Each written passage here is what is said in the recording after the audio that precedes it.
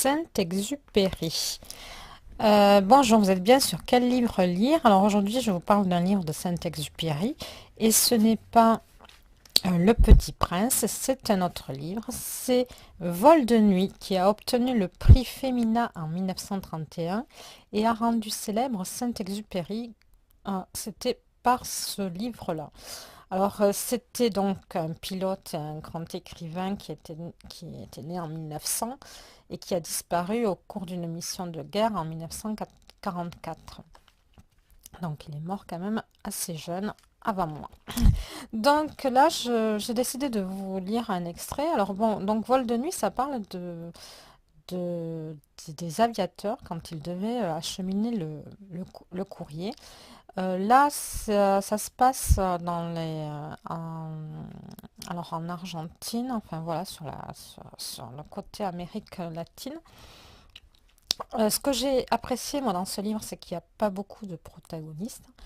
Il y a très peu de personnes parce que j'aime pas les livres où il y a trop de personnages, je me perds.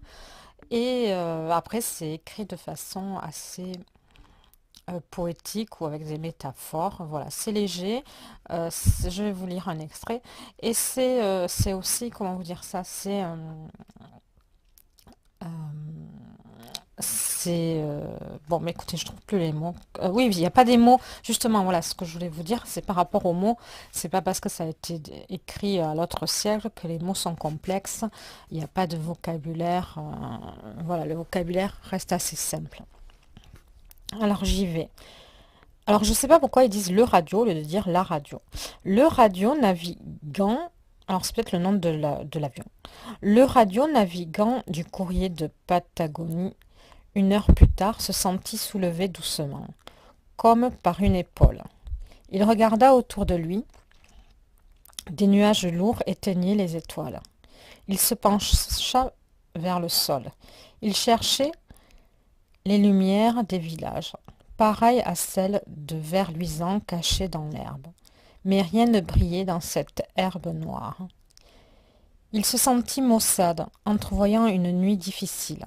Marche contre marche, territoire gagné qu'il faut rendre. Il ne comprenait pas la tactique du pilote. Il lui semblait que l'on se heurtait plus loin, à l'épaisseur de la nuit, comme à un mur. Maintenant, il apercevait en face d'eux un miroitement imperceptible au ras de l'horizon, une lueur de forge.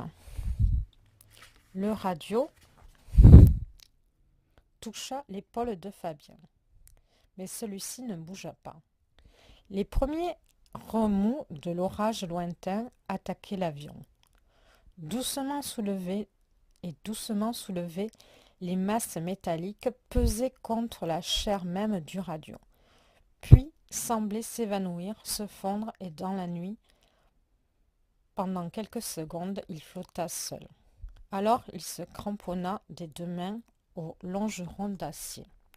Et comme il n'apercevait plus rien du monde que l'ampoule rouge de la carlingue, il frissonna de se sentir descendre au cœur de la nuit. Sans secours, sous la seule protection d'une petite lampe de mineur.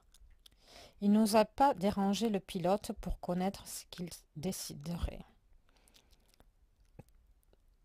Et, les mains serrées sur l'acier, incliné en avant vers lui, il regardait cette nuque sombre. Voilà, Vol de nuit de Saint-Exupéry. Je vous laisse les références en bas sous le descriptif de cet audio.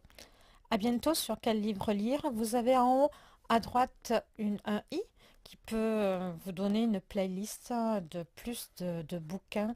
Alors j'appellerai cette playlist les incontournables classiques plutôt les classiques incontournables. Merci de mettre un j'aime et je vous ferai d'autres audios sur des bouquins. Au revoir.